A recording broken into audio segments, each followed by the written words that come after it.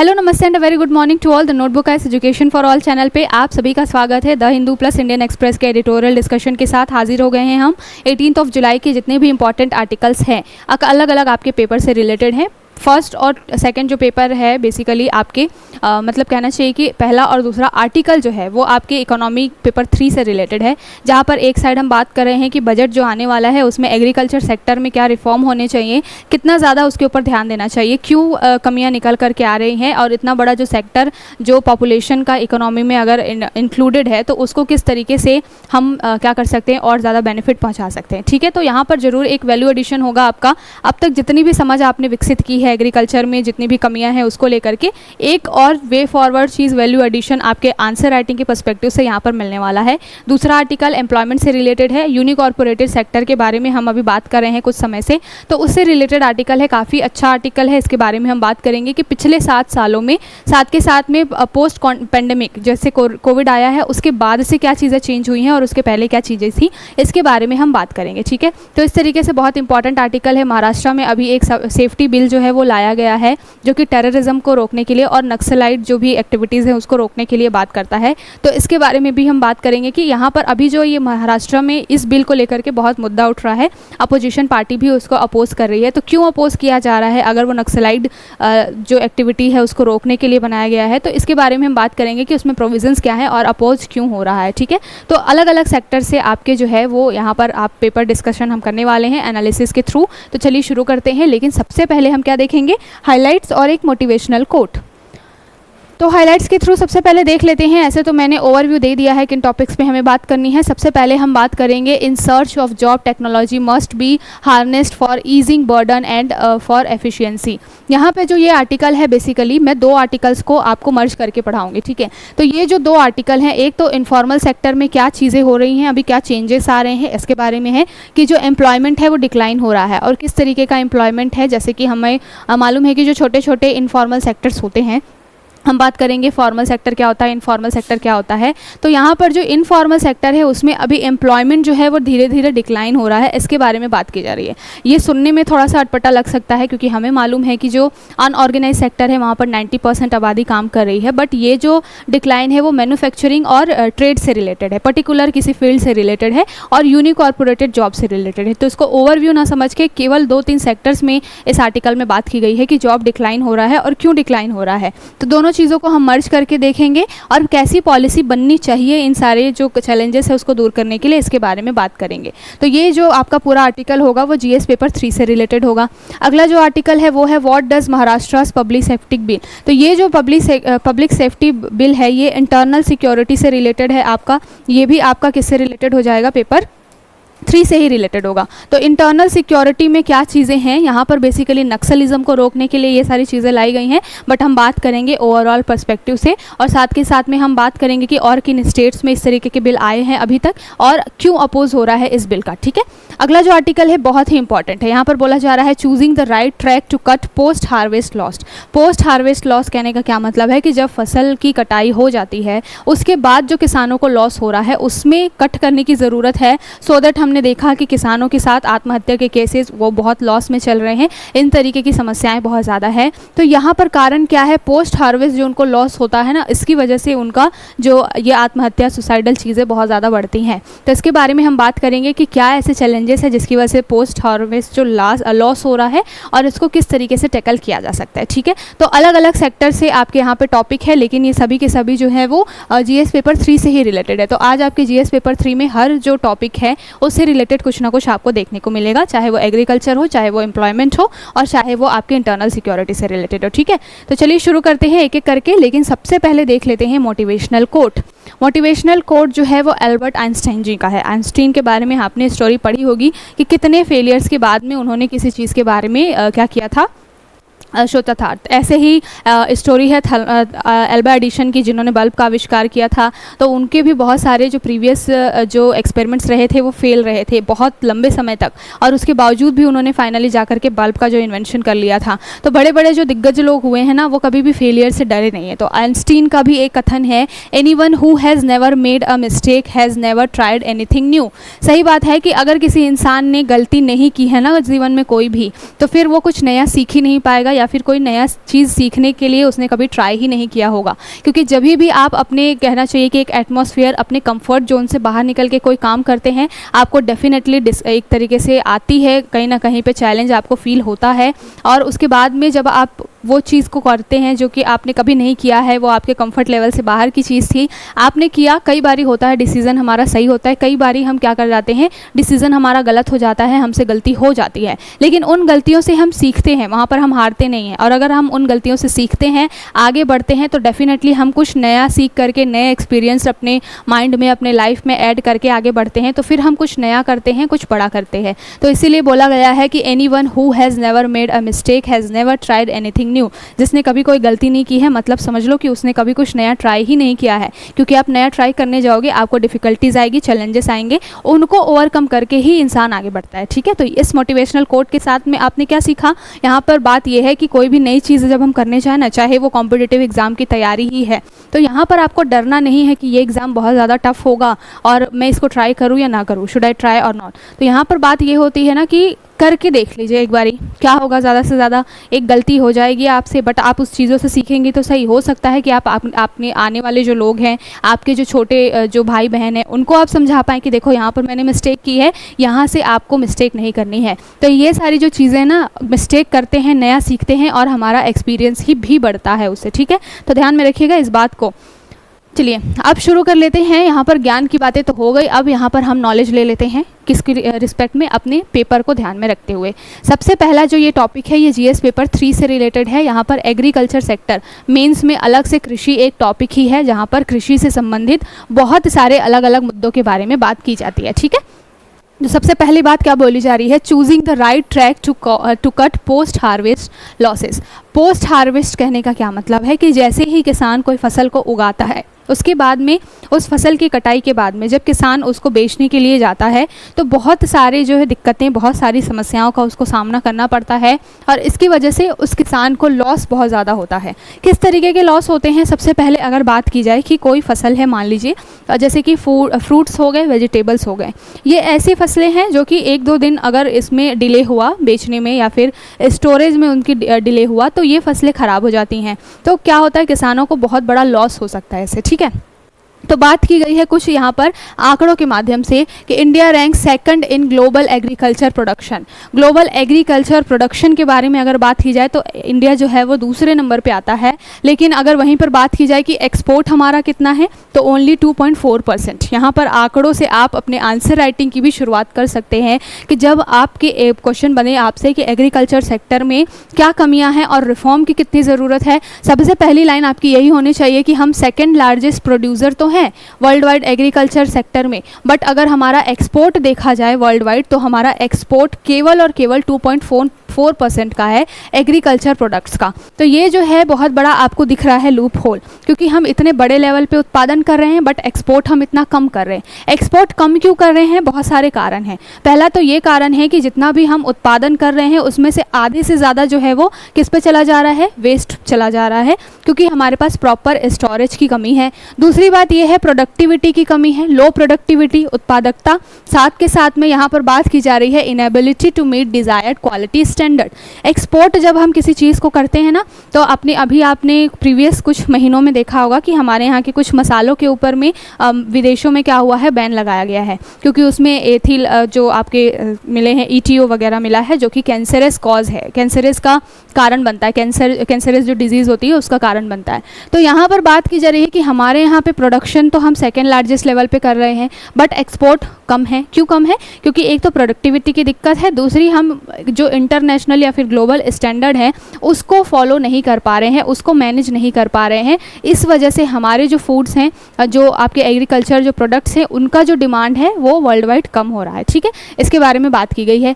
दूसरी बात यह है कि कोल्ड स्टोरेज जो सिस्टम होता है कि कोई भी सामान जो है उसको लंबे समय तक बचा करके रखा जाए खराब होने से, तो उसके लिए आपको क्या चाहिए, कोल्ड स्टोरेज सिस्टम चाहिए। कोल्ड स्टोरेज यहाँ पर आपको ठंडा वातावरण मिले, सो दैट कि आपके जो फल हैं, आपकी सब्जियाँ हैं जो, और साथ के साथ में डेयरी प्रोडक्ट्स वगैरह हैं, वो ख़राब ना हो। अगर उनको ज़्यादा समय तक हम स्टोर करके रख पाएंगे तभी तो हम उसको एक्सपोर्ट ज़्यादा कर पाएंगे। लेकिन यहाँ पर ये सारे जो चैलेंजेस हैं, प्रोडक्टिविटी, स्टैंडर्ड और cold chain, cold chain storage की। इसकी वजह से जो किसानों को सबसे ज़्यादा लॉस हो रहा है और यही कारण है कि हम प्रोडक्शन तो बहुत ज़्यादा कर रहे हैं बट एक्सपोर्ट जो है हमारा वो कम हो रहा है।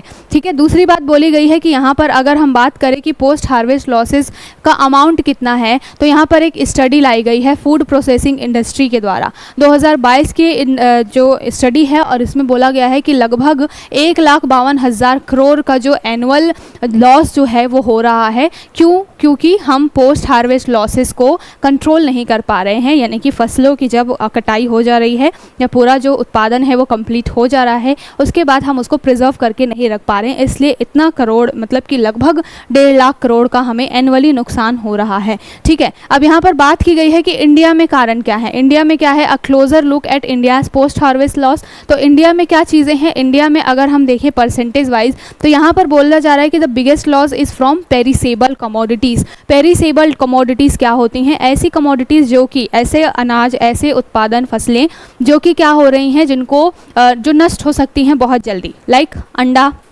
हो गया। साथ के साथ में अगर आप बात करें मीट जो होता है वो भी अगर ज़्यादा दिनों तक रखा जाए तो वो ख़राब हो जाता है, सड़ने लग जाता है। ठीक है, और साथ के साथ में अगर बात की जाए फ्रूट्स एंड वेजिटेबल्स, तो ये सारे क्या होते हैं, पेरिसेबल कमोडिटीज़ होती हैं। पेरिसेबल कमोडिटीज़ जैसा मैंने बताया, नष्ट होने वाली कमोडिटीज़। और हमारे यहाँ पे अगर हम पोस्ट हार्वेस्ट लॉस की बात करते हैं ना, तो सबसे ज़्यादा जो लॉस है वो इन्हीं पेरिसेबल कमोडिटीज़ में हो रहा है। क्यों? क्योंकि ये कुछ समय में ही नष्ट हो जाते हैं। जैसे कि चावल है, गेहूँ है, इसको आप लंबे समय तक रख सकते हैं, ये लंबे समय तक भी ख़राब नहीं होते हैं। बट ये जो पेरिसेबल कमोडिटीज़ होती हैं ना, ये क्या होती हैं, इनके जो लाइफ जो है वो बहुत कम होती है। मतलब ये बहुत ज़्यादा दिन तक इसको आप स्टोर करके नहीं रख सकते अनटिल एंड अनलेस कि आपने वैसा सिस्टम बना रखा है, कोल्ड स्टोरेज आपके पास व्यवस्था है। अगर आपके पास में कोल्ड स्टोरेज चेन वाली सिस्टम नहीं है तो आप इन सामानों को ज़्यादा देर तक नहीं रख सकते हैं प्रिजर्व करके। तो इसकी वजह से क्या हो रहा है, इंडिया को बहुत ही ज़्यादा जो है वो लॉस हो रहा है एग्स में, मीट में, फ्रूट्स एंड वेजिटेबल्स में। और यही पेरिसेबल कमोडिटीज़ जो है वो पोस्ट हार्वेस्ट लॉस का सबसे बड़ा कारण है। अब यहाँ पर बोला गया है कि क्या चीज़ें हैं जिसकी वजह से ये हो रहा है। तो यहाँ पर सबसे पहली बात तो ये है कि हमें मालूम है कि हमारे यहाँ पर सबसे ज़्यादा जो किसान हैं वो कौन से हैं, मार्जिनलाइज, जो सीमांत जो किसान होते हैं, SMF बोला जाता है इनको।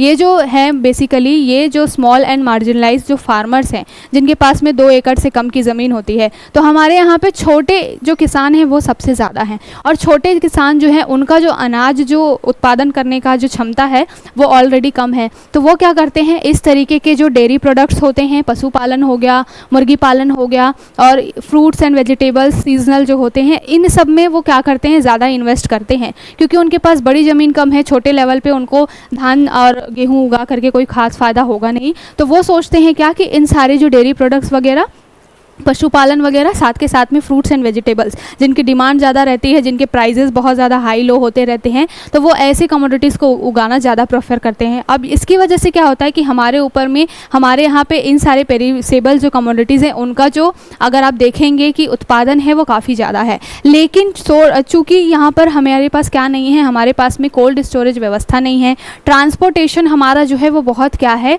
एक तरीके से कहना चाहिए कि कनेक्टिविटी नहीं है। जो मान लीजिए कि छोटे गाँव में रहने वाला किसान है, वो कोई चीज़ उगा रहा है, तो उसके पास ट्रांसपोर्टेशन की व्यवस्था नहीं होने की वजह से उसका जो ये सामान है, पेरिसेबल जो कमोडिटीज़ हैं, वो सही समय पे शहरों तक नहीं पहुंच पा रही हैं। मतलब ट्रांसपोर्टेशन का गैप और कनेक्टिविटी गैप होने की वजह से उसका जो सामान है वो सही टाइम पे सही जगह नहीं पहुंच पा रहा है। स्पेशली कहाँ पर, मंडी में पहुँचना चाहिए, शहरों में पहुँचना चाहिए, छोटे कस्बों में पहुँचना चाहिए। तो जब फार्मर उगा रहा है सही समय पर, उनकी पेरिसेबल कमोडिटीज़ जो कि नष्ट हो सकती हैं, ख़राब हो सकती हैं, वो सही समय पर सही जगह नहीं पहुंच रही हैं। इसकी वजह से किसानों को बहुत ज़्यादा लॉस हो रहा है। अब यहाँ पर बोला गया है कि कौन कौन सी ऐसी चीज़ें हैं हमारे यहाँ पे जो कि हेल्प करती हैं। यहाँ पर नीति आयोग की एक रिपोर्ट है, नीति आयोग की रिपोर्ट के अनुसार यहाँ पर बोला गया है कि जो इंडियन रेलवे है वो एग्रीकल्चर सेक्टर में बहुत ही क्रूशियल रोल अदा करती है। और कहाँ पर, ट्रांसपोर्टेशन। अगर आप डाटा उठा करके देखेंगे, इंडियन रेलवे का जो सबसे बड़ा रेवेन्यू जनरेशन होता है, जहाँ से इंडियन रेलवे को सबसे ज़्यादा फ़ायदा होता है, वो है फ्रेट जो मालगाड़ी वगैरह देखते हैं। इसीलिए आपको बोला जाता है कि पैसेंजर ट्रेन को रोक करके पहले मालगाड़ी को जाने क्यों दिया, क्योंकि उसके थ्रू ही जो है रेलवे का क्या होता है, पूरे देश में जितना भी फूड प्रोडक्ट्स हैं और स्टील वगैरह है, कोयला वगैरह है, वो एक जगह से दूसरे जगह पे जाता है। तो इसमें कोई दो राय नहीं है कहने में कि जो इंडिया की इकोनॉमी है वो कहीं ना कहीं रेलवे पे बहुत ज़्यादा डिपेंड करती है। तो इसलिए नीति आयोग की एक रिपोर्ट भी है कि रेलवे का जो टोटल रेवेन्यू जनरेशन है वो सबसे ज़्यादा कहाँ से अर्न हो रहा है, वो जो सप्लाई यहाँ पर हो रही है उसकी वजह से हो रहा है। और ये सप्लाई कैसी है? Agricultural supply. स्पेशली कोविड के समय में हमने देखा कि कोविड के समय में तो स्पेशली ट्रेनें भी चलाई गई किसानों का जो फूड प्रोडक्ट है वो एक जगह से दूसरे जगह पे पहुँचाने के लिए, उसकी भी हम बात करेंगे। तो हम और साथ के साथ में अगर कोविड के टाइम पे कोई ट्रैवल करता था तो आपने देखा होगा, स्पेशली मैंने तो देखा है, जब हम कोविड के टाइम पे कभी हमें ज़रूरत पड़ी तो वहाँ पर क्या होता था कि आपको नॉर्मल डेज़ की तुलना में सबसे ज़्यादा दूध वगैरह भी जो है वो ट्रेनों से सप्लाई हो रहे थे। बड़े बड़े जो कंटेनर होते थे उसको लेकर के जो डेयरी प्रोडक्ट्स बनाने वाले लोग हैं या फिर पशुपालन करने वाले लोग हैं वो ट्रेन में उस चीज़ों को रख करके एक जगह से दूसरे जगह पे जा रहे थे। तो रेलवे का जो है एग्रीकल्चर सेक्टर में और ट्रांसपोर्टेशन सेक्टर में बहुत बड़ा रोल है। और यहीं पर जो है वो कोई छोटे गांव का किसान जो है वो मात खा जाता है, क्योंकि रेलवे तक पहुंच की सुविधा हर जगह पे आपको स्टेशंस नहीं दिखेंगे, बहुत ज़्यादा स्टॉपेज नहीं दिखेगा, हर छोटे स्टेशन पे आपको बड़ी बड़ी ट्रेनों का स्टॉपेज भी नहीं दिखेगा। पहली दिक्कत तो ये है। दूसरी दिक्कत ये है कि जो गाँव के लेवल पर जो लोग होते हैं वो ज़्यादा से ज़्यादा जो है रोड ट्रांसपोर्टेशन के ऊपर में ज़्यादा डिपेंड करते हैं। But as compare to railway का ट्रांसपोर्टेशन, रोड ट्रांसपोर्टेशन जो है एक तो कॉस्टली भी ज़्यादा है और दूसरा ये है कि टाइम टेकिंग भी ज़्यादा है। जितनी तेज़ी से ट्रेन पहुंचेगी किसी जगह पे उतनी तेज़ी से कोई ट्रक और बस तो पहुंच नहीं सकती है। मतलब डिफरेंट होता है। मतलब कहना चाहिए कि छोटे किसानों के लिए जो चीज़ें हैं वो ज़्यादा चैलेंजिंग हो जाती हैं और इसकी वजह से क्या होता है, उनका सामान जो है वो ख़राब होने लग जाता है और ये पोस्ट हार्वेस्ट लॉस जो है वो होता है। फाइनली यहाँ पर जो चीज़ें निकल करके आई हैं, कुछ अभी रेलवे, इंडियन रेलवे की वजह से कुछ कहना चाहिए कि अच्छी चीज़ें देखी ज़रूर गई है इस फील्ड में। यहाँ पर बात की गई है डाटा के थ्रू कि अभी जो फिस्कल ईयर रहा 2022 का, वहाँ पर जो ये अकाउंट किया गया है कि लगभग 75% जो है फर्टिलाइज़र, स्टील, एग्रीकल्चर, इन सारी कमोडिटीज़ के थ्रू क्या किया गया है, इंडियन रेलवे ने एक जगह से दूसरे जगह पे सामान पहुँचा करके 75% की अर्निंग की है। तो यहाँ पर दिख रहा है कि बहुत बड़ा जो इकोनॉमी का सेक्टर है वो रेलवे के ऊपर डिपेंड कर रहा है और रेलवे को भी बहुत ज़्यादा क्या हो रहा है, रेवेन्यू जनरेट हो रहा है इन सारी चीज़ों से। साथ के साथ में अगर बात की जाए फूड कॉरपोरेशन ऑफ इंडिया के सर्वे की, तो यहाँ पर बात की गई है फूड कॉरपोरेशन ऑफ इंडिया के द्वारा कि रेलवे जो है, इंडियन रेलवे जो है वो 90% जो है फूड ग्रेन्स को क्या कर रही है, एक जगह से दूसरे जगह पे पहुँचा रही है। यानी कि अनाज के लेवल पे भी अगर देखा जाए, एग्रीकल्चर का जो प्रोडक्शन है, एग्रीकल्चरल प्रोडक्शन, अगर हम स्टील, फर्टिलाइज़र, कोयला इसको साइड में कर दे रेलवे के ट्रांसपोर्टेशन से, तो केवल और केवल एग्रीकल्चरल प्रोडक्ट का जो 90% जो है वो कहाँ से, इंडियन रेलवे के थ्रू एक जगह से दूसरे जगह पे अब जो है वो धीरे धीरे करके क्या हो रहा है, एक जगह से दूसरी जगह पहुँच रहा है। और दूसरी बात यह है कि इसके लिए रेलवे भी बहुत सारे इनिशिएटिव्स चला रहा है। तो कहीं ना कहीं बात क्या है कि दिक्कत पोस्ट हार्वेस्ट लॉस हो क्यों रहा है, कनेक्टिविटी की दिक्कत है, इस वजह से स्टोरेज की दिक्कत है, कोल्ड स्टोरेज की दिक्कत है, इस वजह से हो रहा है। साथ के साथ में जो हम स्टैंडर्ड लेवल पे, ग्लोबल लेवल पे जो है नॉर्म, जो कहना चाहिए स्टैंडर्ड जो है बाकी सारे विदेशी प्रोडक्ट्स की तुलना में, उसको हमारे अनाज फॉलो नहीं कर पा रहे, फुलफिल नहीं कर पा रहे। इसलिए ये जो है अनाज उगाने के बाद की दिक्कत, कटाई के बाद, फसल कटाई के बाद की दिक्कत निकल करके आ रही है। अब यहाँ पर रेलवे का आपने इतना इंपॉर्टेंस देख लिया कि रेलवे अच्छा खासा रोल अदा कर रही है एग्रीकल्चर में इस पोस्ट हार्वेस्ट लॉस को कम करने के लिए। यहाँ पर बात की गई कि रेलवे इनिशिएटिव क्या चला रहा है। तो रेलवे ने कुछ इनिशिएटिव लिए हैं, जैसे कि हमने कोविड के टाइम में भी देखा था कि रेलवे ने कुछ स्पेशल ट्रेनें चलाई थी। तो उस रेलवे ने क्या किया है, अभी यहाँ पर स्पेशली जो पेरिसेबल कमोडिटीज़ हैं उसके लिए रेलवे ने चालू किया है फ्रेट ऑपरेशन, ठीक है। और ये इम्प्रूव किया है अपने फ्रेट ऑपरेशन को, जितना भी माल एक जगह से दूसरी जगह पहुँचाने के लिए रेलवे अलग से इनिशिएटिव चला रही है। और स्पेशली उन सामानों के लिए जो कि पेरिसेबल कमोडिटीज़ हैं, यानी कि नष्ट होने वाली कमोडिटीज़ हैं, जिनको जल्द से जल्द एक जगह से दूसरी जगह पहुँचाने की ज़रूरत है। लाइक फ्रूट्स हो गए, वेजिटेबल्स हो गए, आपके मीट हो गया, एग हो गया, इन सब सारी चीज़ों को, ठीक है। साथ के साथ में अगर आप देखें कि कोविड-19 जो पेंडेमिक आया था उस समय भी रेलवे ने काम किया था और यहाँ पर स्पेशली किसान स्पेशल ट्रेनें चलाई गई थी जिसको नाम दिया गया था किसान रेल। तो इस तरीके की जो समस्याएं हैं जो भी एग्रीकल्चर से रिलेटेड हैं उसको दूर करने के लिए जो है वो रेलवे भी काम कर रहा है और इसी को ध्यान में रखते हुए किसान रेल इनिशिएटिव जो है वो रेलवे के द्वारा चलाया गया था। और स्पेशली ये इसीलिए था कि एग्रीकल्चरल जो फूड्स हैं उनका जो है क्रॉप्स हैं उनका एक जगह से दूसरे जगह जो ट्रांसपोर्टेशन है वो क्या हो जाए, कहना चाहिए कि ईजी हो जाए इसके लिए। और जो लॉस है किसानों को उनकी फसल ख़राब होने पे जो लॉस होता है उन चीज़ों को बचाया जा सके। तो किसान रेल बहुत इंपॉर्टेंट है, इसको भी याद रखिएगा। दूसरी बात ये है, यहाँ पर बोला गया है कि जो अगर हम बात करते हैं ना कि कहा जाता है कि कितना ज़्यादा रेलवे जो है वो काम कर रहा है। अब हमने यहाँ पे देख लिया कि रेलवे जो है कितना इम्पोर्टेंट रोल प्ले कर रहा है, किसान रेल वगैरह चला रहा है, लेकिन यहाँ पर कुछ चैलेंजेस भी हैं जिसका सामना जो है इंडियन रेलवे को भी करना पड़ रहा है। कैसे चैलेंजेस? चूँकि उनको बहुत ज़्यादा किसानों को सुविधा देनी है, उसके लिए चाहिए उनको फंडिंग, उनको चाहिए इन्वेस्टमेंट। तो यहाँ पर इन्वेस्टमेंट की जो है वो रेलवे को कहीं ना कहीं कमी दिखाई दे रही है। इस वजह से जो और ज़्यादा बेटर काम कर सकती है इंडियन रेलवे एग्रीकल्चर सेक्टर में, जो सपोर्ट दे सकती है, वो अभी नहीं दे पा रही है। तो जो चैलेंजेस है उसको दूर करने की ज़रूरत है, क्योंकि यहाँ पर बहुत ही पैसा जो है वो बहुत ज़्यादा ज़रूरी चीज़ होता है, ठीक है ना। तो यहाँ पर इन्वेस्टमेंट की कमी, पहली बात तो ये। दूसरी चीज़ ये है कि रेलवे के अंदर में जो यहाँ पर एक जगह से दूसरे जगह सामान पहुँचाया जाता है, तो ट्रेन के अंदर भी कुछ ऐसा कोल्ड स्टोरेज सिस्टम जैसी चीज़ होनी चाहिए। मान लीजिए कि कभी ट्रेन लेट हो गई, कभी वेदर जो है वो ख़राब है, इसकी वजह से हमने देखा है कि इंडिया में ट्रेनें एक 24 घंटे तक भी डिले हो जाती हैं या फिर कैंसिल हो जाती हैं। तो यहाँ पर ट्रेन के अंदर भी होना चाहिए कुछ कोल्ड स्टोरेज सिस्टम जैसा इंफ्रास्ट्रक्चर,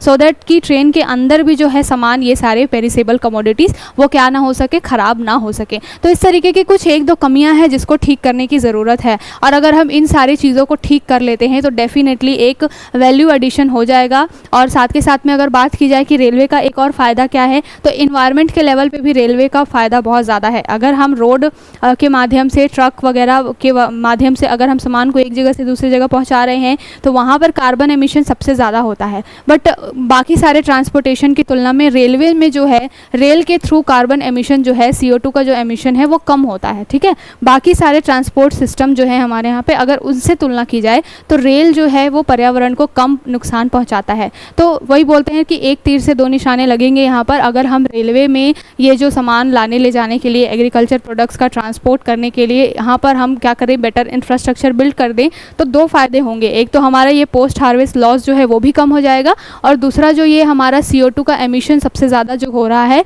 थ्रू ट्रक्स वगैरह, यानी कि रोड कनेक्टिविटी या रोड ट्रांसपोर्टेशन के माध्यम से, उसको भी हम क्या कर सकते हैं, कंट्रोल कर सकते हैं, ठीक है। तो यहाँ पर यही बात बोली गई है कि अभी आने वाला जो बजट है उसमें क्या होना चाहिए, इन सारी चीज़ों के ऊपर में ध्यान देना बहुत ज़्यादा ज़रूरी है।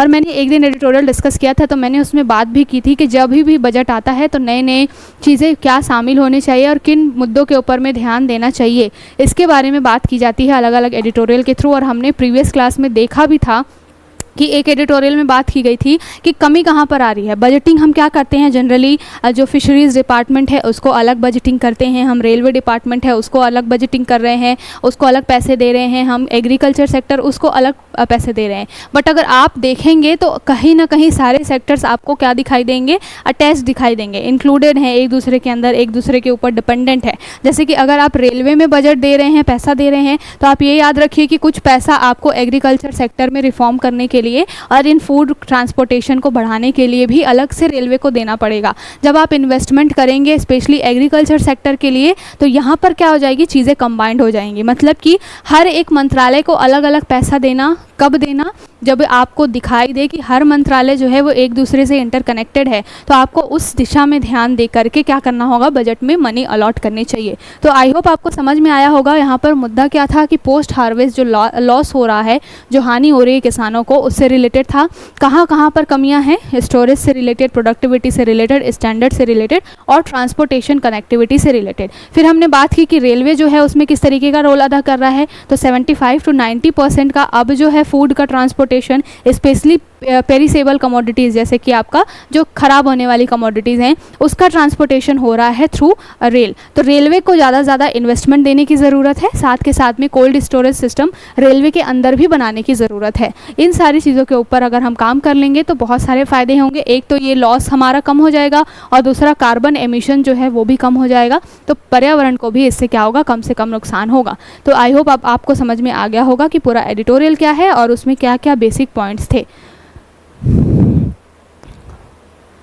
अब चलते हैं अगले आर्टिकल की तरफ। ये जो है इंडियन एक्सप्रेस का आर्टिकल है और बेसिकली बात है ये GS3 से रिलेटेड। यहाँ पर बातें क्या की जा रही है, बोला जा रहा है state of informal sector. Formal और इनफॉर्मल सेक्टर्स क्या होते हैं? फॉर्मल सेक्टर्स ऐसे सेक्टर्स होते हैं जो गवर्नमेंट के रूल्स के थ्रू क्या होते हैं, एक तरीके से चलाए जाते हैं, जैसे कि लेबर लॉज वगैरह हो गया है, कंपनी लॉ है, कंपनी एक्ट है। तो इसके थ्रू क्या किया जाता है, जो फॉर्मल सेक्टर्स होते हैं वहाँ पर रन किया जाता है। किस तरीके से एम्प्लॉय और एम्प्लॉयर के बीच का रिलेशन होगा, किस तरीके से कोई भी व्यक्ति जो कि काम कर रहा है, वर्कर है, तो उसको क्या सोशियो इकोनॉमिक एक तरीके से बेनिफिट्स मिलेंगे, इन सब चीज़ों के लिए अलग से लॉ बने होते हैं। बट इनफॉर्मल सेक्टर ऐसा सेक्टर होता है जिसके ऊपर में रेगुलेशन रूल्स के थ्रू, एक्ट्स के थ्रू कहना चाहिए वो कम होता है। इसी वजह से हमेशा जो है ये इनफॉर्मल सेक्टर कहीं ना कहीं नेग्लेक्टेड होते हैं। बट इंडियन इकोनॉमी के अंदर सबसे ज़्यादा कंट्रीब्यूट भी यही करते हैं, क्योंकि इसमें जनरली कम स्किल की ज़रूरत होती है और इस वजह से साथ के साथ में मैन्युफैक्चरिंग वगैरह हो गया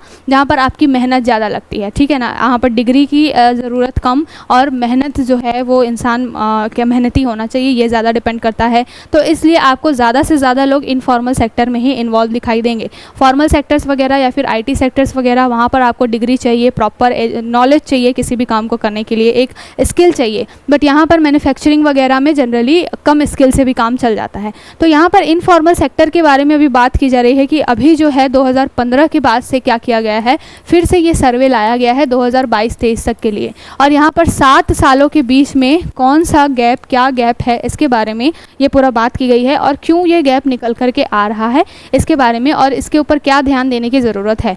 तो ये पूरा जो डाटा है वो कौन लेकर के आया है, यहाँ पर एनुअल सर्वे ऑफ यूनिकॉर्पोरेटेड एंटरप्राइजेस करके एक डाटा निकाल के आया है, ठीक है। और यूनिकॉर्पोरेटेड के बारे में हमने पहले भी बात की है। ऐसी जॉब्स होती हैं जो क्या होती हैं, घर के लेवल पे भी स्टार्ट की जा सकती हैं। बिल्कुल एक व्यक्ति जो है अपने घर में ही इन सारी चीज़ों को स्टार्ट कर लेता है, अपने लेवल पे, अपना खुद का एक तरीके से ओनरशिप ले करके। तो यहाँ पर बात की जा रही है कि जो इनफॉर्मल सेक्टर है वहाँ पर अभी स्मॉल एंड मीडियम एंटरप्राइजेस और हाउस होल्ड हैं, इनका जो इन्फ्लुएंस है वो ज़्यादा है। मतलब ऐसे MSMEs जो हैं वो इनफॉर्मल सेक्टर में सबसे ज़्यादा इन्वॉल्व हैं। और अगर बात की जाए इंडियन इकोनॉमी में तो ये काफ़ी ज़्यादा कंट्रीब्यूट भी करते हैं, ठीक है। यहाँ पर बात की गई है कि अगर आउटपुट की हम बात कर लें तो यहाँ पर आउटपुट जो है जो हाफ ऑफ द इकोनॉमी जो है वो ऑलमोस्ट इन सेक्टर से, यानी कि इनफॉर्मल सेक्टर से आ रहा है और लगभग 2/3 जो लोग हैं वो उसमें काम कर रहे हैं। तो इनफॉर्मल सेक्टर में आपको पूरे देश का 2/3 हिस्सा काम करता हुआ भी दिख रहा है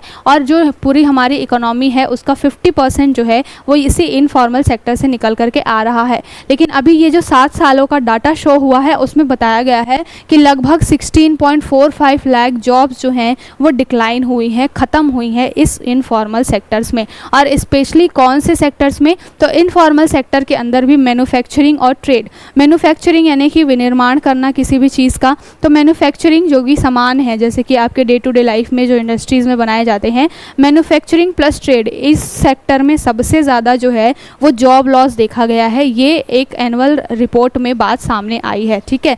तो इसी के बारे में ये जो पूरा एडिटोरियल है वो बात कर रहा है कि एक ऐसा इनफॉर्मल सेक्टर जो इकोनॉमी को, हाफ ऑफ द इकोनॉमी जो है कंट्रीब्यूट कर रहा है, 2/3 ऑफ पॉपुलेशन जो है वो इसमें आपकी जॉब में है, लेकिन फिर भी यहाँ पर जो है 16.45 लाख का जो है वो जॉब डिक्लाइन देखा गया है। स्पेशली कौन से सेक्टर में, मैन्युफैक्चरिंग, जहाँ पर सबसे ज़्यादा लोग काम करते दिखाई देते हैं, उसी सेक्टर में जो है सबसे ज़्यादा जॉब लॉस हो रहा है। तो ये जो है डाटा एक तो एनुअल सर्वे ऑफ यूनिकॉर्पोरेटेड एंटरप्राइजेस करके सर्वे है और ये जारी किसने किया है, सैंपल जो है वो जारी किया गया है NSSO के द्वारा।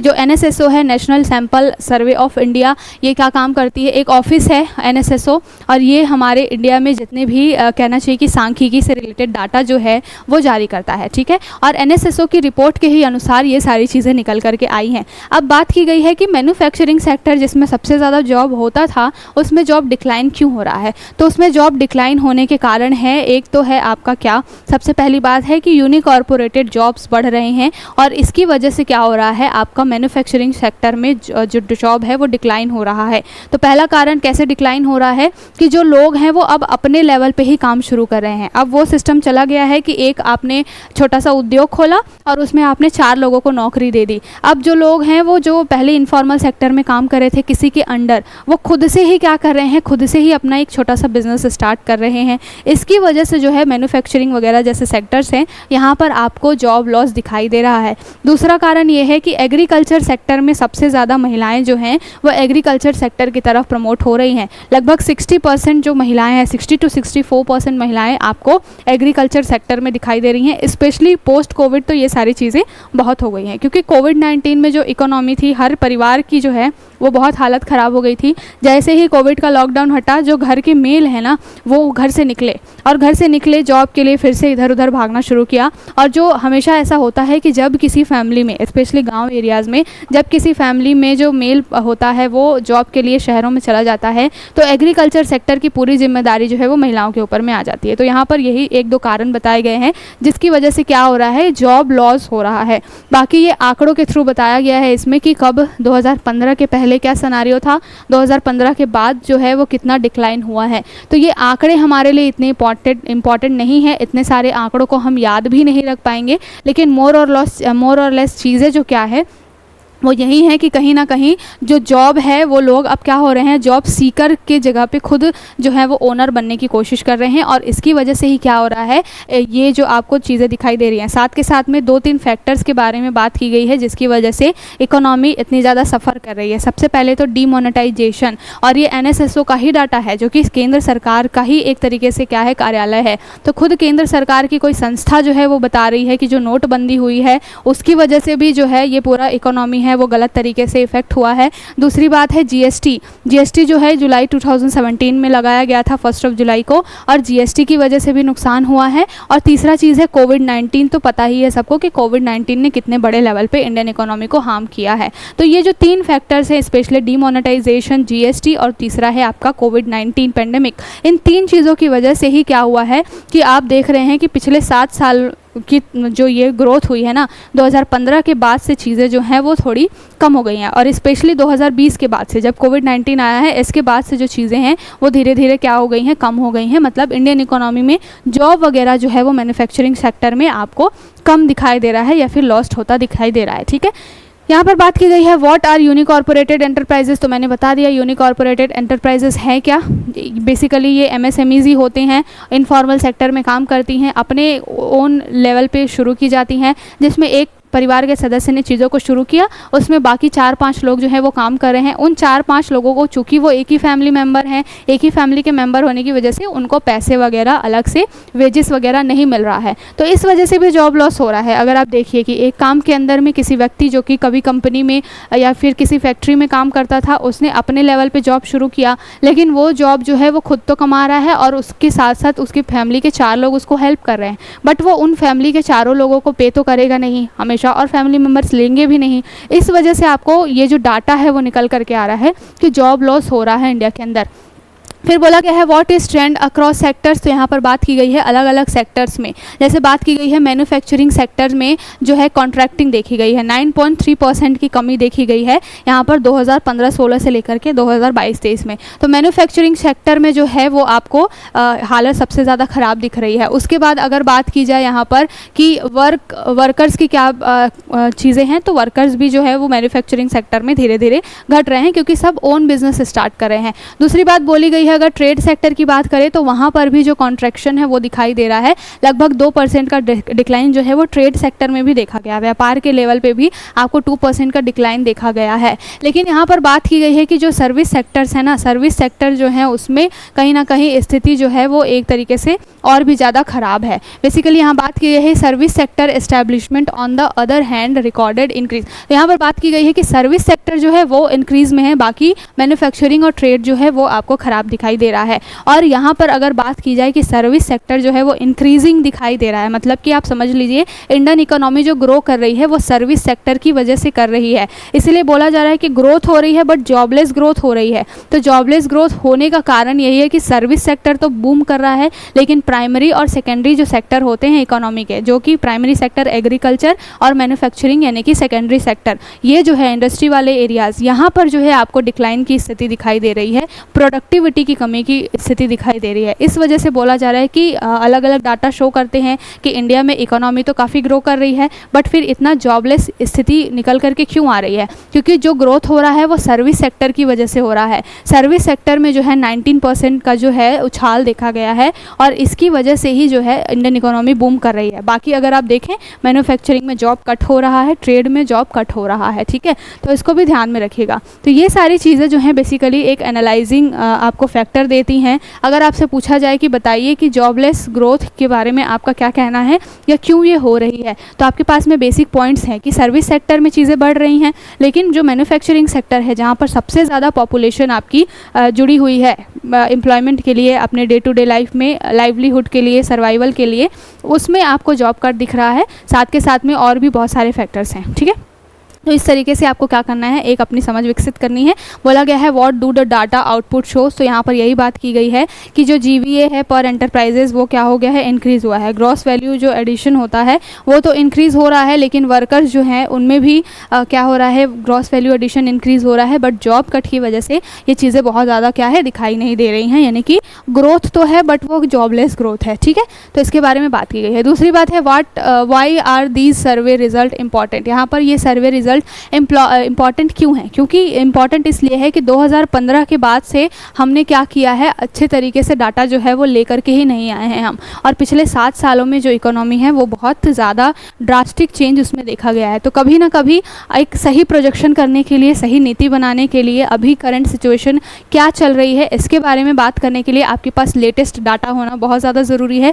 इसलिए ये जो सर्वे है बहुत इंपॉर्टेंट है। दूसरी बात है what headline trends to the data show, तो यहाँ पर हमने वही बात की है कि जो इनफॉर्मल सेक्टर है उसमें मैन्युफैक्चरिंग और ट्रेड में स्पेशली जो है वो क्या है, जॉबलेसनेस दिखाई दे रही है, एम्प्लॉयमेंट जो है वो डिक्रीज़ हो रहा है। ये जो है इस पूरे जो हेडलाइन है, ये जो ट्रेंड है वो उसका डाटा जो है वो शो करता है। अगली बात की गई है what has been the pattern of informal employed across state, तो यहाँ पर बात की गई है स्टेट्स के हिसाब से। अगर 34 स्टेट प्लस यूनियन टेरिटरीज यानी कि 28 और 8 हम सभी को मिला दें तो लगभग यहाँ पर देखा गया है कि 18 जो हैं यहाँ पर जो स्टेट्स हैं वहाँ पर आपको क्या दिखाई दे रहा है, डिक्लाइन की स्थिति दिख रही है। तो ये बहुत बड़ा नंबर होता है, ठीक है, यहाँ पर बात की गई है। साथ के साथ में नेशनल सैम्पल सर्वे जो है 73rd राउंड का, उसमें भी बात की गई है कि जो यूनिकॉर्पोरेटेड जो एंटरप्राइजेस हैं उसमें भी जो है जो वर्कर्स हैं उनकी संख्या धीरे धीरे डिक्लाइन हो रही है। तो ये मोर और लेस सभी स्टेट्स में हो रहा है। 10-12 स्टेट्स को अगर छोड़ दिया जाए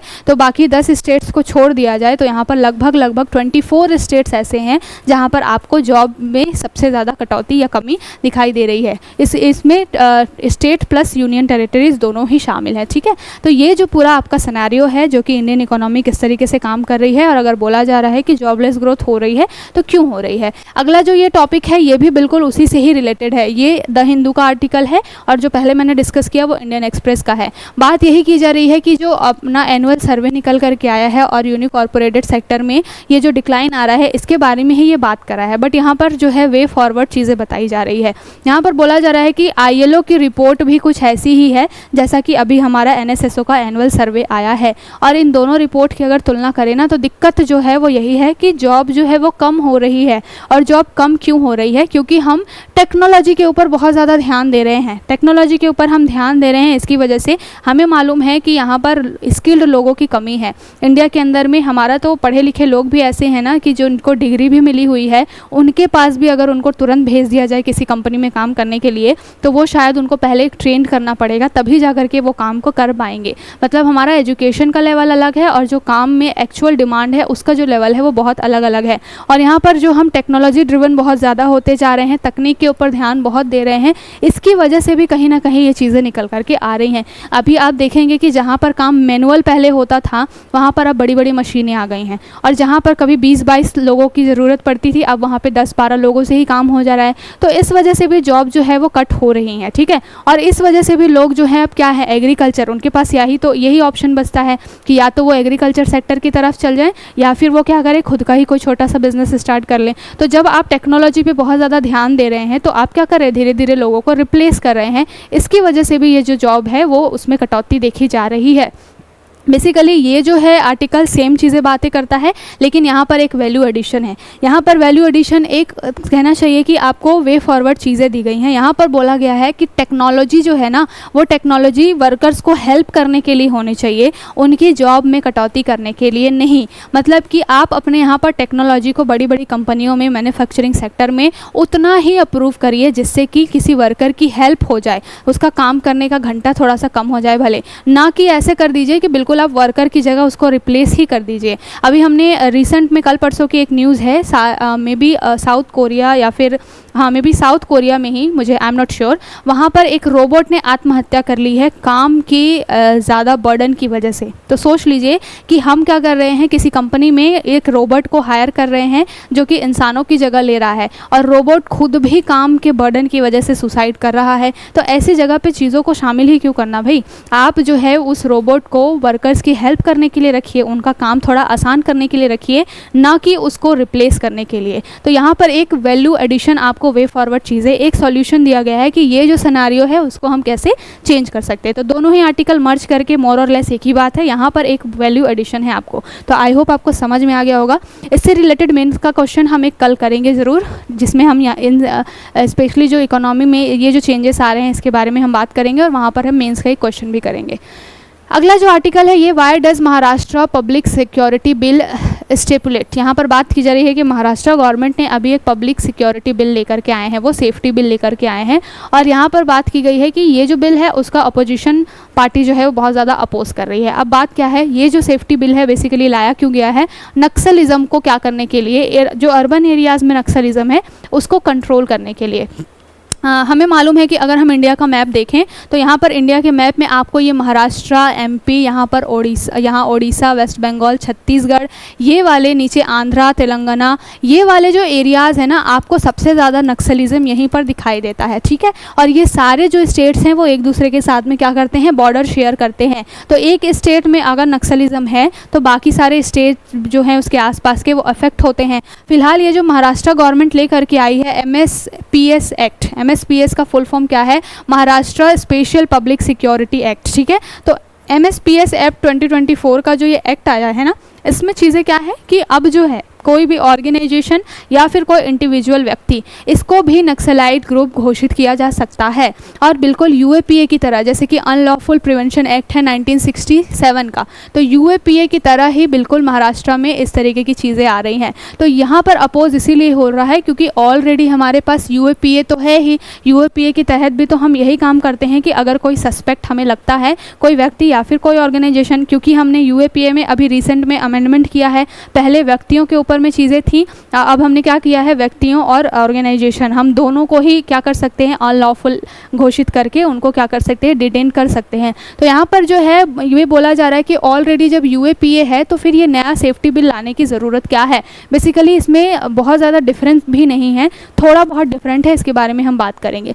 अगर हम बात करें कि इस तरीके का बिल और कौन कौन से स्टेट लेकर के आए हैं, तो जहाँ पर सबसे ज़्यादा नक्सलिज्म का प्रभाव रहेगा वैसे ही स्टेट जो हैं वो इन सारी चीज़ों को करेंगे। तो स्पेशली जो आपका तेलंगाना हो गया, छत्तीसगढ़ हो गया, ओडिशा, आंध्र प्रदेश, ये जो स्टेट्स हैं यहाँ पर ऑलरेडी इस तरीके का बिल लाया गया है। तो महाराष्ट्र गवर्नमेंट जो है वो यही अपनी दलील दे रही है कि भाई हमारे आसपास के जो स्टेट्स हैं उन्होंने भी तो ऐसा काम किया है, उनके पास भी तो UAPA है, बट फिर भी वो उन चीज़ों के ऊपर में काम कर रहे हैं और यहाँ पर अच्छे रिजल्ट भी देखे जा रहे हैं। आंध्रा, ओडिशा, छत्तीसगढ़, तेलंगाना, भले अभी नक्सलिज्म बिल्कुल ख़त्म नहीं हुआ है लेकिन कंट्रोल ज़रूर हो गया है इस स्पेशल सिक्योरिटी बिल की वजह से। तो बेसिकली अर्बन एरियाज़ में जो है यहाँ पर कुछ क्राइटेरियाज़ हैं कि कुछ क्राइटेरियाज़ होंगे, अगर उनके हिसाब से अगर ऐसा लगेगा कि कोई व्यक्ति या फिर कोई संस्था सस्पेक्ट लग रही है तो उसको क्या किया जाएगा, डिटेन किया जाएगा। अभी हम उन क्राइटेरियाज़ के बारे में भी बात करेंगे।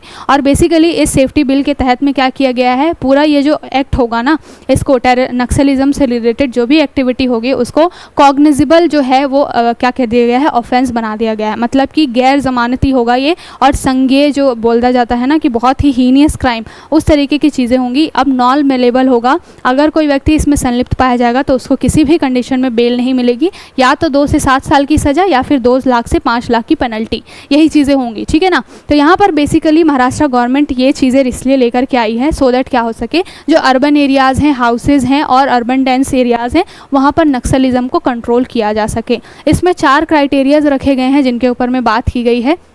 और अगर हम बात करें कि महाराष्ट्र में पहले भी इस तरीके का कानून है 1999 का, जिसमें यहाँ पर Maharashtra control of organised crime act 1999, जिसको मकोका बोला जाता है, ये भी ऑलरेडी इसी तरीके की चीज़ों के लिए काम करता है। लेकिन अब जो है जो लॉ बनाया गया है सिक्योरिटी बिल, इसको और ज़्यादा क्या कर दिया गया, मजबूत कर दिया गया है कि बेल नहीं मिलेगी, नॉन बेलेबल होगा, साथ के साथ में पेनल्टी वगैरह भी होगी। तो यहाँ पर कुछ क्राइटेरियाज़ क्या हैं, अगर कोई व्यक्ति जिसको ऐसा लगेगा, यहाँ पर क्राइटेरियाज़ क्या क्या दिए गए हैं कि जो भी व्यक्ति जो ऐसा लगेगा कि भाई ये क्या कर रहा है, अनलॉफुल एक्टिविटी में शामिल हो सकता है या फिर नक्सलिज्म को प्रमोट कर सकता है, उसको डिटेंड किया जाएगा। साथ के साथ में अगर कोई व्यक्ति इसमें संलिप्त पाया जाता है उसको पकड़ा जाएगा। अगर कोई ऑर्गेनाइजेशन है जो इस तरीके का काम कर रही है उसको पकड़ा जाएगा। और साथ के साथ में अगर कोई व्यक्ति फंडिंग कर रहा है नक्सलिज्म को, तो उसको भी क्या किया जाएगा, इस तरीके से डिटेन किया जाएगा इस एक्ट या फिर बिल के तहत। अभी तो ये बिल है, अभी ये पास नहीं हुआ है, बट अगर ये पास हो जाता है तो डेफिनेटली इन चारों क्राइटेरियाज के ऊपर में काम किया जाएगा। ठीक है, तो इंटरनल सिक्योरिटी को क्या करने के लिए, ठीक रखने के लिए इन सारे तरीके की चीज़ें बहुत ज़्यादा ज़रूरी होती हैं। और ऑलरेडी 4-5 जो स्टेट्स हैं वो ऐसा काम कर चुके हैं, स्पेशली अर्बन नक्सलिज्म को रोकने के लिए, शहरी क्षेत्रों में अर्बन नक्सलिज्म को रोकने के लिए। तो महाराष्ट्र कर रहा है तो कोई इसमें गलत बात नहीं है, बट यहाँ पर चीज़ें ये हैं कि ऑलरेडी UAPA है, तो UAPA होने के बाद ये चीज़ क्यों लाई गई है। UAPA में बेसिकली ऐसा था कि अगर कोई व्यक्ति को डिटेन किया गया है तो उसके लिए अलग से एक ट्रिब्यूनल बनाना पड़ता था, सो दैट वो जो ट्रिब्यूनल में व्यक्ति जो है, जो कि हाई कोर्ट के जज बनने की पात्रता रखते हैं, वो क्या करते थे, ट्रिब्यूनल के थ्रू क्या करते थे, एग्जामिन करते थे कि जो डिटेंड किया गया है जिस व्यक्ति या ऑर्गेनाइजेशन को, वो सही तरीके से मतलब सारे प्रोसेस को फॉलो करके किया गया है, नहीं वाकई में वो व्यक्ति कल्प्रिट है या नहीं। बट यहाँ पर जो नया सेफ्टी बिल आया है इसमें क्या किया गया है कि 3 जजों की एक ग्रुप बना दी गई है। बेसिकली ऐसे लोग जो हाई कोर्ट में जज बनने की पात्रता रखते हैं, उनका एक पैनल होगा और वो पैनल डिसाइड करेगा कि किसी व्यक्ति को डिटेन करना है नहीं करना है। तो ट्रिब्यूनल बनाने पे काम जो है वो थोड़ा सा क्या हो जाता है, थोड़ा सा उसका प्रोसेसिंग जो है वो टफ़ हो जाती है। बट अगर कोई पैनल है तो वो जल्दी से एग्जामिन करके और चीज़ों को बता देगा। तो इस तरीके से थोड़े बहुत जो है माइनर चेंजेस हैं, बाकी UAPA की तरह ही है ये, बट ये महाराष्ट्र ने खुद का किया है अपने ओन लेवल पे, बाकी सारे स्टेट्स को, अपने जो कि नेबरिंग जो स्टेट्स हैं उनको ध्यान में रखते हुए। तो ये जो बिल है अभी इसके ऊपर कंट्रोवर्सी भी हो रही है, अभी देखते हैं कि ये बिल पास होता है या नहीं, इसके बारे में बात करेंगे। तो आई होप आपको समझ में आ गया होगा कि मुद्दा क्या है। और ये जो अर्बन नक्सलिज्म है ना, ये बहुत बड़ी समस्या है आज के डेट में भी। इसको ठीक करने के लिए ये सारी चीज़ें जो हैं वो बहुत ज़्यादा ज़रूरी हैं। ठीक है, तो यहाँ पर ये हमने वही बात की कि जो MSPS जो एक्ट है उसमें क्या क्या प्रोविज़न होने चाहिए। तो देखिए, किसी गैर कानूनी संगठन का सदस्य अगर कोई है, किसी गैर कानूनी संगठन का सदस्य है और वो धन भी जुटा रहा है उसके लिए, इन सारी चीज़ों के आधार पर क्या किया जा सकता है, किसी व्यक्ति को डिटेन किया जा सकता है। 4 तरीके के क्राइटेरियाज़ हैं इसमें, बेसिकली इसमें 2 ही शामिल किया गया है, 2 और हैं जो मैंने बता दिया है। ठीक है ना, तो आई होप आपको पूरी क्लास समझ में आई होगी। जितना भी इंपॉर्टेंट आर्टिकल था काफ़ी अच्छे से एक समझ विकसित करने के लिए मैंने डिस्कस करने की कोशिश की है। अगर आपको हमारी पहल अच्छी लग रही है नोटबुक इस चैनल को ज़्यादा से ज़्यादा लाइक करिए, शेयर करिए, सब्सक्राइब करिए। कल फिर मिलेंगे नए टॉपिक्स के साथ, तब तक अपना ध्यान रखिए। शुक्रिया, bye bye and take care.